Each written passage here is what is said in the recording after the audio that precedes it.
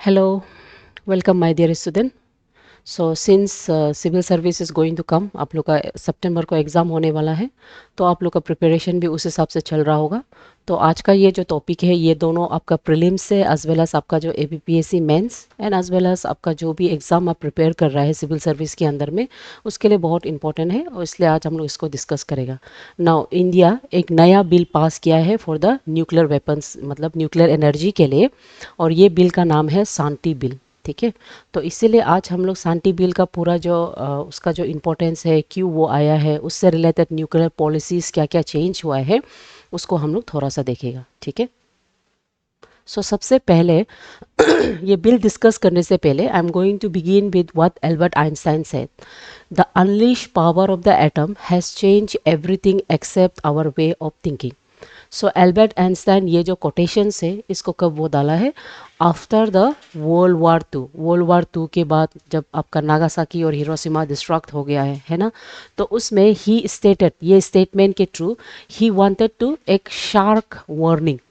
ठीक है, वो एक शार्क वार्निंग देना चाहता था to the people about the lack, यानी कि जो हम लोग पीपल है, हम लोग के बीच में जो gap of understanding between the technological genius as well as our emotional maturity, उसमें जो गैप है उसके बारे में वो बताता है। ठीक है, सो विद दिस थॉट हम लोग आपका आज का जो बिल है उसके बारे में हम लोग डिस्कस करेंगे। नाउ ये जो शांति बिल है, क्यों ज़रूरी है ये बिल? पहला, सो इंडिया का जो एटॉमिक न्यूक्लियर पावर जो बिल है, इंडिया का जो लॉ है एटॉमिक पावर को लेके, वो बिल को सबसे पहले 1962 में बनाया था।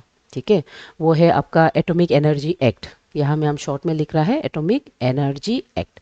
तो ये एक्ट जो 1962 का जो एक्ट है, ये बहुत पुराना एक्ट है। अभी जैसे कि सिचुएशन ग्लोबलाइजेशन का फेस है ना, न्यू फेस है ग्लोबलाइजेशन और एआई टेक्नोलॉजी का फेस है। तो इसमें हम लोग का नीड्स और हम लोग का जो रिक्वायरमेंट है वो शिफ्ट हो गया है। तो ये बिल को इंट्रोड्यूस करने का बेसिक कंसेप्ट है to modernize India's nuclear legal framework, उसको स्टेट कंट्रोल मोनोपोलिसी से ज़्यादा open, efficient and technological driven advance sector बनाने के लिए कोशिश करना। साथ ही साथ ये जो बिल है, इसमें ना सिर्फ आपका न्यूक्लियर पावर को चेंज करना, बल्कि इसमें कुछ कुछ inclusions like to prevent nuclear war, promote disarmament, है ना, and to ensure global peace, ये उसका टारगेट है ये बिल का। ठीक है, तो लेट्स अंडरस्टैंड कि ये बिल है क्या। सबसे पहले आपको ये मालूम होना है कि ये बिल एक सिंगल ग्लोबल लॉ नहीं है, बल्कि इसमें बहुत सा sets of international treaties, doctrines और नॉर्म्स भी डाला गया है। ऐसा बिल जो इंडिया को एक न्यूक्लियर पावर स्टेन नेशन बना देगा। तो बिल जो है शांति बिल, उसका फुल फॉर्म फिर क्या हो जाता है? The full form is the sustainable harnessing and advancement of the nuclear energy for transforming India bill 2025। ठीक है, तो अगर हम कुछ बिल के बारे में पढ़ता है और इंडिया का ये जो स्टैंड के बारे में पढ़ता है, तो लेट्स अंडरस्टैंड इंडिया और इंडिया का जो स्टैंड है न्यूक्लियर एनर्जी को लेके क्या है। ठीक है, सो सिंस टाइम इंडिया जो न्यूक्लियर एनर्जी में उसका जो चेंजेस है, we will understand about that.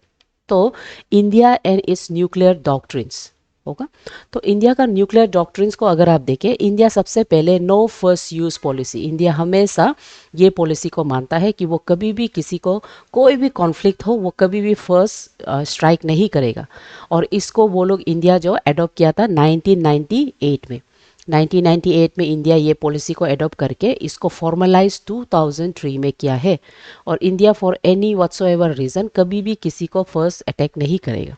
दूसरा, credible minimum deterrence, excuse me, ये जो क्रेडिबल मिनिमम डिटरेंस है, इसको हम कॉर्नर स्टोन, ठीक है, इसको हम corner stone of Indian nuclear doctrine मानता है, डॉक्ट्रिन सॉरी दी है। ठीक है, इंडियन न्यूक्लियर डॉक्ट्रिन हम इसको मानता है। मतलब इंडिया जो हमेशा मिनिमम, इंडिया का जो न्यूक्लियर पावर का जो कंसेप्ट है, न्यूक्लियर वेपन्स हो या तो एनर्जी हो, उसका कंसेप्ट इंडिया ये है कि इंडिया जस्ट अप उतना नंबर, इनफ नंबर, ठीक है, वो इंडिया सिर्फ इनफ नंबर वो बनाएगा जितना उसको खुद को प्रोटेक्शन के लिए रिक्वायर्ड है। यानी कि कभी भी वो किसी को अटैक करने के लिए बनाएगा नहीं, सिर्फ खुद को बचाने के लिए, नेसेसरी टू प्रोटेक्ट, सिर्फ वही कंसेप्ट से वो न्यूक्लियर मतलब बनाता है। उसके अलावा क्रेडिबिलिटी, इंडिया जो हमेशा सेकेंड स्ट्राइक कैपेबिलिटी रखता है। क्रेडिबिलिटी का मतलब है second strike capability, second strike capability India रखता है। मतलब इंडिया कभी भी किसी को आगे नहीं मरेगा, और अगर कोई उसको न्यूक्लियर एनर्जी यूज़ करता है तो वो उसको स्ट्राइक बैक करने का कैपेसिटी रखता है, बस उतना। सो ये दोनों इंडिया का न्यूक्लियर डॉक्ट्रिन मानता है, एंड इस और ये जो क्रेडिबल मिनिमम डिटरेंस है, इसे हम cornerstone of the Indian nuclear doctrines मानता है। उसके अलावा strong advocate for the global nuclear disarmament, इसमें इंडिया जो ना ट्री पिलर्स को मानता है, ट्री प्रिंसिपल्स को, ठीक है। इसके अंदर में इंडिया जो ट्री प्रिंसिपल को सिंस 1960 से वो मानते आया और अभी भी मानता है। वो ट्री प्रिंसिपल क्या है? सबसे पहला है यूनिवर्सल। इंडिया ऐसे मानता है कि एवरी सिंगल, है ना, हर एक कंट्री एक ही साथ डिसआर्म करना है। जो पार्शियल डिसआर्ममेंट का जो पॉलिसी है, जिसमें सिर्फ एलाइड कंट्रीज रख सकता है, वो चीज़ को इंडिया नहीं मानता। इंडिया मानता है अगर न्यूक्लियर से रिलेटेड रूल्स लिया जाए तो वो सबके लिए बराबर हो, दैट मीन्स यूनिवर्सल। दूसरा है non discrimination, non discrimination. So non discrimination के अंदर में इंडिया फील्स की सब we are all equal, and historically यही concept universal and non discriminatory concept के तहत इंडिया कभी भी नॉन प्रोलिफेरेटिव ट्रीटीज लोग जो है उसमें कभी भी वो साइनिंग मेंबर नहीं बना है, ठीक है। एंड थर्ड है वेरीफाइबिलिटी। वेरीफाइबिलिटी का मतलब है इंडिया जो स्ट्रिक्टली जो इंटरनेशनल लॉ है, जो अगर वंस अगर कोई कंट्री स्टैंड लेता है कि वो अगर न्यूक्लियर को डिस्ट्रॉय करेगा तो वो उसको एक्शन में पुट करना है, दैट इज इंडिया स्टैंड, ठीक है। तो ये ट्री प्रिंसिपल इंडिया फॉलो करता है। उसके बाद peaceful use of the nuclear energy since 1954। India since 1954 कभी भी वो कोई भी न्यूक्लियर एनर्जी को मिसयूज नहीं किया, वो उसको एनर्जी ऐसे सस्टेनेबल, ऐसे इंपॉर्टेंट एनर्जी, सस्टेनेबल एनर्जी के तौर पे ही वो यूज़ करने का कोशिश किया है, ठीक है। सो कुछ कुछ की इंटरनेशनल इंस्ट्रूमेंट, अगर हम बिल के बारे पढ़ रहा है तो उससे रिलेटेड, इन न्यूक्लियर से रिलेटेड जो इंटरनेशनल बॉडीज़ है ना, एंड एसोसिएशंस है, उसके बारे में जानना ज़रूरी है। और ये जो जितना यहाँ हम लिखा है एनटीपी, है ना, नॉन प्रोलिफरेटिव, या तो सीटीबीटीआई, या तो टीपीएनडब्ल्यू, या तो स्टार्ट, ये सब को मेंस में पूछा जाता है, ठीक है। ये लोग साइंस एंड टेक के अंदर में सिचुएशन, मतलब अंदर में सिलेबस में भी आ जाता है। उसके बाद जीएस पेपर 2 में भी ये लोग इंटरनेशनल फॉर्मेट में उसमें भी पूछा जा सकता है, और प्रीलिम्स में तो ये पूछा जाता है, ठीक है। तो सबसे पहले let's see about this international instrument, वो है न्यूक्लियर नॉन प्रोलिफरेटिव ट्रीटी। ये ट्रीटी सबसे पहले 1968 में आया था। और ये ट्रीटी का सिग्निफिकेंस क्या है? ये बेसिकली एक जॉइंट आर्म कंट्रोल, ठीक है, एक जॉइंट आर्म कंट्रोल एग्रीमेंट है, joint arm control agreement in history. यहाँ में प्राइमरी गोल क्या होगा? जितना हो सकेगा spread of the nuclear weapons को, एंड न्यूक्लियर जो टैक्स होता है उसको जितना हो सकेगा उसको रिड्यूस करना, and always peaceful use of the nuclear energy को बढ़ाना, ठीक है। उसके बाद दूसरा है comprehensive nuclear test ban treaty. इसको साइन किया गया था इन, ये वाला, ये साइन किया गया था इन 1996, ठीक है।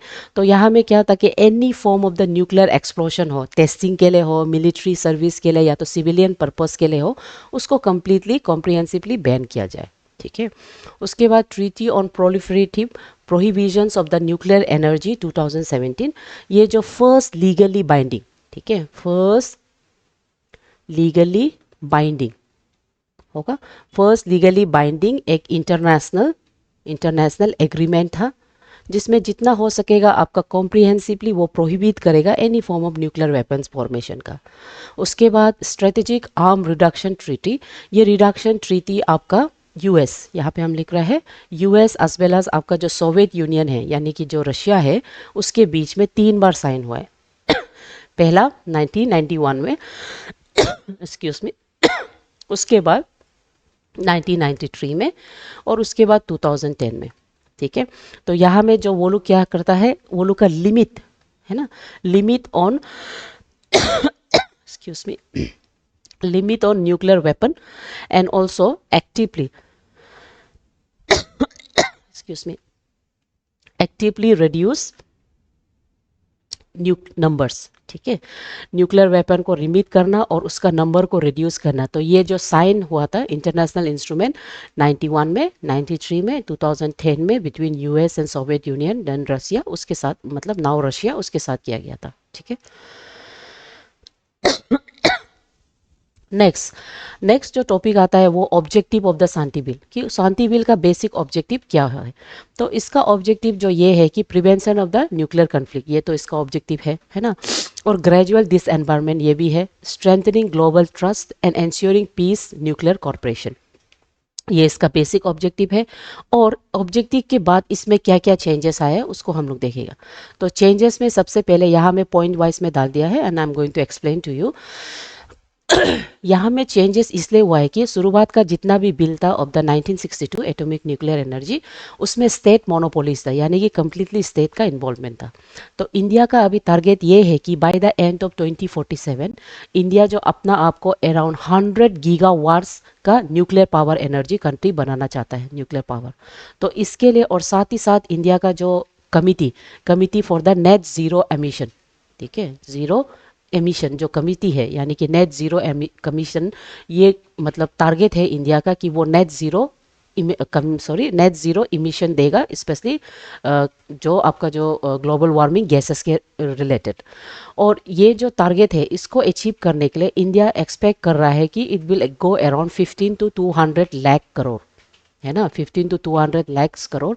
और इतना मनी जो आपका गवर्नमेंट के पास नहीं है, इसीलिए they are calling for private investment, ठीक है, इन्वेस्टमेंट। तो प्राइवेट इन्वेस्टमेंट आने से क्या हो सकेगा, ये जो टारगेट है टारगेट को अटैच मतलब अचीव कर सकेगा। साथ ही साथ इंडिया अपना जो डिपेंडेंट जो है ना, वो लोग का डिपेंडेंसी जो है वो लोग का जो डिपेंडेंसी, ठीक है, डिपेंडेंसी ऑन द कोयल, ये कोयल जो कोल कोल या तो कोयल कोई भी प्रोनाउंसिएशन करता है, ये कोयल का ऊपर में इंडिया का जो ये होता है एक्सेस डिपेंडेंट है। और साथ ही साथ इससे बहुत ग्लोबल वार्मिंग गैसेस निकलता है, कार्बन डाइऑक्साइड, मोनोऑक्साइड, है ना। तो इंडिया चाहता है कि उसका जो डिपेंडेंस ऑन दिस कोल जो है उसको वो रिड्यूस कर सके, और उसका जो एनर्जी 100 गीगावाट्स का nuclear power energy capacity increase कर सके। इसीलिए वो प्राइवेट इन्वेस्टमेंट को मतलब शिफ्ट किया है टुवर्ड्स प्राइवेट सेक्टर पार्टिसिपेशन, जो कि बहुत हिस्टोरिक पार्टिसिपेशन है। साथ ही साथ उसमें न्यू पॉलिसीज, ठीक है, न्यू पॉलिसीज और न्यू इन्वेस्टमेंट जो आपका प्राइवेट सेक्टर्स जो इन्वेस्टर है वो लोग को प्रोटेक्ट कर सकता है। स्पेशली जो लाइबिलिटी बोटल नेक है उसको वो लोग प्रोटेक्ट करेगा, है ना। और आपका जितना हो सकेगा जो प्राइवेट इन्वेस्टर्स से जो रिलेटेड जो लाइबिलिटीज़ होता है उसको प्रोटेक्ट करेगा, जैसे कि ग्रेडेड लाइबिलिटीज़, है ना, उसको हम लोग बोलता है ग्रेडेड लाइबिलिटीज़। सो उसको वो कैसे करेगा, वो जितना भी ऑपरेटर्स है उसका फाइनेंशियल रिस्पॉन्सिबिलिटी को to the size of the plan के साथ लिंक करेगा। ऐसे होने से एक सर्टेनिटी सप्लायर और इन्वेस्टमेंट में देखने को मिलेगा, ठीक है।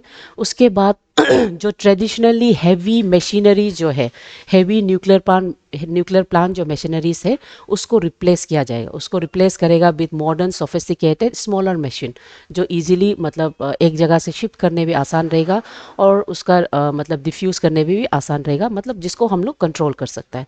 और इसीलिए सेफ्टी एंड रेगुलेशन ओवरसाइट बहुत डिटेल में देखा जाएगा, ठीक है। तो ये सब चेंजेस है आपका न्यू बिल में होगा। Now why this change matter, change इसलिए मैटर है क्योंकि एनर्जी सिक्योरिटी और ग्लोबल गोल्स के साथ, क्लाइमेटिक गोल्स के साथ किया जा रहा है। इंडिया जो इसमें कम्प्लीटली शिफ्ट होने से उसका जो है ना कोयल से रिलेटेड जो गैसेस होता है, ग्लोबल वार्मिंग का जो गैसेस है वो गैसेस को कम्प्लीटली रिड्यूस करेगा। और ग्लोबल एनर्जी में जैसे based on the Montreal and Kyoto protocol, वो अपना आप को भी एक बहुत well developed nations for the environmental security के साथ वो रिप्लेस कर सकता है। दूसरा, ये बिल में प्राइवेट इन्वेस्टर्स लोग का लाइबिलिटीज़ को लेके बहुत मैटर मतलब रखा गया है, चेंजेस किया है। सो ऐसा होने से इन्वेस्टर लोग बहुत कॉन्फिडेंट होगा इन्वेस्ट करने के लिए। दूसरा, यहाँ में सेफ्टी एंड अकाउंटेबिलिटी भी रखा गया है ना। इन्वेस्टर्स का जो फाइनेंशियल रेस्पॉन्सिबिलिटी को साइज ऑफ द प्लान के साथ रख के एक बहुत क्लियर कट इन्वेस्टमेंट और सप्लाई के बीच में क्रेडिबिलिटी रखता है, और लाइबिलिटीज़ को बहुत क्लियर रख रहा है, ठीक है। तो next comes concern. So basic concern ये बिल में ऑपोजिशन से वो ये basically because of the sector 39।